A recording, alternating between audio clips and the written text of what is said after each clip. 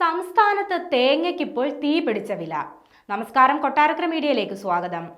ദീർഘനാളത്തെ വിലയിടിവിന് ശേഷം നാളികേര വില റെക്കോർഡിലേക്ക്. കിലോയ്ക്ക് 65 മുതൽ 70 രൂപ വരെ എത്തി നിൽക്കുകയാണ് ചില്ലറ വിപണിയിലെ തേങ്ങ വില. കഴിഞ്ഞയാഴ്ചകളിൽ 40 മുതൽ 45 രൂപയിൽ വരെ നിന്നിരുന്ന വിലയാണ് ദിവസങ്ങൾക്കുള്ളിൽ 65 കടന്നിരിക്കുന്നത്. കേരളത്തിലെ ഉൽപാദനം കുറഞ്ഞതാണ് വില ഉയരാൻ കാരണമായത്.